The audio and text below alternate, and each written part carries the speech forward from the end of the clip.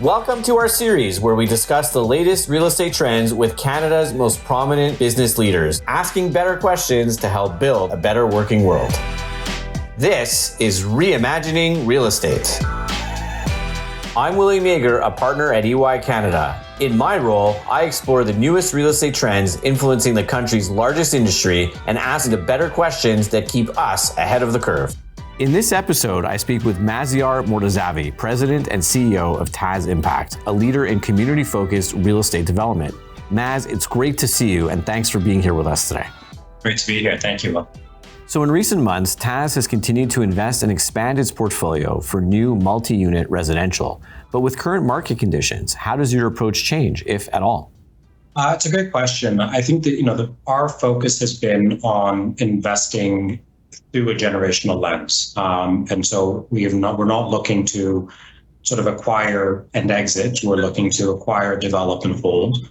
And with that sort of emphasis, the underwriting has changed. Those elements have changed, but we're also sort of seeing shifts in the market in the way that we're acquiring. We're sort of seeing shifts in the market in terms of some costing. Still early days, but that doesn't really change that focus for us. And it's really deeply tied to our impact focus. And as impact investors and sort of impact leading, we're looking at sort of the way that we drive that impact. And so our measurement is both on the ROIs that we're delivering, but also in terms of the impact framework and what we're measuring for the impact side of our equation. And so by bridging those two pieces together, our ability to look at the assets with a far sort of longer consideration in the timeline has allowed us to continue being quite active in the marketplace. So regarding market expansion, how does TAS Impact identify markets and properties for investment that may fall outside of your traditional markets?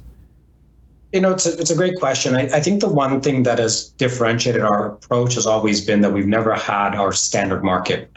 We are constantly looking at the drivers of demand being sort of correlated to demography, looking at sort of what are the sort of what we term as the socio drivers. So the socioeconomic, sociocultural, the shifts that the market is that are taking place in the broader sort of dynamics of a marketplace, which then ultimately drive the demand. And so that has been sort of an underpinning part of what we do. And we're continuing to take that approach. And so as we look to enter into new markets, we're actually looking at what are going to be the future demands in that marketplace. And when they're going out of our GTA geography, it's often with partners, both partners who are inviting us into deals and looking at doing deals with us, and or us identifying sort of partners with a shared value set that allow us to partner together in sort of expanding into those marketplaces. So do you see or envision diversification or consolidation of assets across the industry in the coming year? Listen, I think that's a lot of the things that we're seeing in the market today are part of a continuum around a trend that we've been seeing overall. We don't see this as sort of being a reaction to, but the current sort of this current marketplace catalyzing more quickly some of the inevitable changes that were happening. With the changes in the kind of workplace environment, with growth demand as it relates to the industrial and manufacturing sectors, we're seeing the consolidation happening from a general use standpoint. And we see that as actually being quite important through our impact lens as we talk about building long-term resiliency. And the fact that the integrated components actually help drive the long-term resiliency as it relates to the accessibility of the cities that we live in. And we talk about accessibility in the sense of how do we make places more financially accessible? How do we make them more functionally accessible? How do we think about city building in the context of providing and provisioning for the mix of uses that are complementary to one another, and ultimately, by bringing those functional sort of elements together, create for a better place to live? So what are some key initiatives that TAS Impact is doing specific to ESG and sustainable investments, and how important is this to the company? Well, I'll start answering the question in reverse. That is what we do. It's not a new add-on. It's not sort of a vogue sort of consideration for us. We've been in the impact investing space for 15 plus years.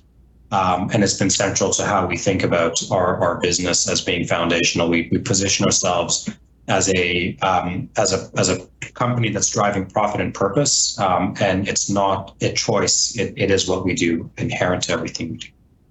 Our impact strategy is actually set out in our impact framework.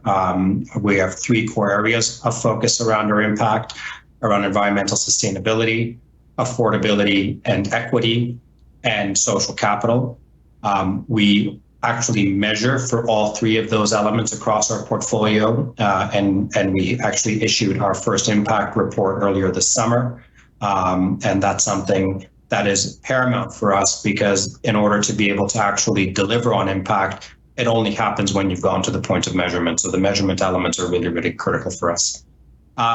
We don't take a generic approach to our projects. We sort of identify impact opportunities asset by asset.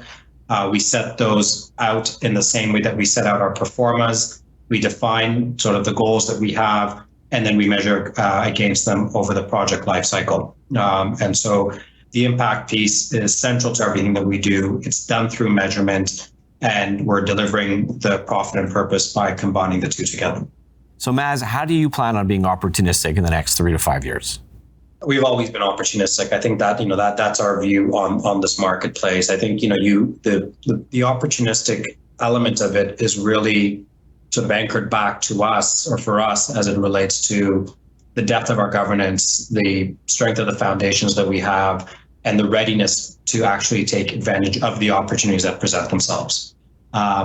And so for us, we continue to believe that the housing market will be very, very strong in the Canadian context. We're quite bullish on it in that regard. We also do believe that we're seeing fundamental shifts away from ownership into long-term rental. It's the inherent nature of the affordability challenges that we have. But we also see a huge opportunity around reframing shared equity and looking at the alignment of value creation to the sharing of the equity between the various stakeholders across a project. And so how do tenants begin to actually participate in the value creation through equity participation, as opposed to, them assuming the liability of the rents that they pay and the landlords being the sole beneficiary of the value that's created. And so we see a significant opportunity as it relates to sort of a paradigm shift in how we think about tenure, but also how we think about sort of shared equity. And so to us, there will be great opportunities in that segment, and we're quite well poised to not just take advantage of them, but lead in that space. How does TAS Impact's investment strategy affect your view on the economics of a project? Explain to us how impact investing affects project economics, generally speaking, especially given that it has become part and parcel for nearly all investors today. No, it's a really great question. I would sort of say it is at the crux of the whole ESG impact conversation. We're, as I mentioned, we're not altruistic about the work that we do from an impact standpoint. We're not doing this in the absence of profit. We've been strong believers that when the impact strategy of an organization is clearly articulated and set out, it actually creates the opportunity for impact alpha, and we can generate better returns and stronger returns. To the core of the question, as it relates to decisions around assets in the context of the impact strategy versus the financial returns, I would say, one, for us, there's many assets we pass on because we actually don't feel like we can deliver an impact with those assets. They just become sort of merchant transactions. And so those are just not a fit for us, and we pass on them.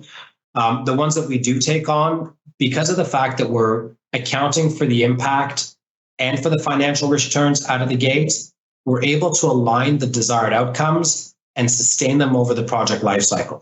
And that, I would sort of say, is probably what fundamentally differentiates the way that our team operates and how we actually are able to sort of sustain those outcomes over project lifecycle versus the value engineering that sort of kicks in and often takes out where the impact would be made. Okay, so last question for you. Any advice for residential real estate companies as they navigate a tumultuous economy in the months and years ahead? I would really encourage my colleagues to shift the lens from real estate as commodity to real estate as generational asset. When you look at it from a commoditized standpoint, the undulances that we're seeing in the market become sort of catalytic in an adverse or negative side. Whereas if you think about the assets with a generational lens and what you're trying to achieve with them, it begins to open up opportunity, and lead to a very different set of considerations in how we underwrite and evaluate the assets we want to sort of engage with. And if we can introduce this idea that impact, whether it's financial impact, social impact, or cultural impact, when you combine those returns together, they begin to show new opportunity. And it's the pursuit of those new opportunities that creates sort of the path ahead in these turbulent times. So Maz, thank you so much for being here with us today. I found the discussion very, very insightful. Great to be here, Will. Thank you for having me on. Thanks for watching Reimagining Real Estate. Be sure to watch the rest of the videos in our series where we continue to ask better questions to help build a better working world.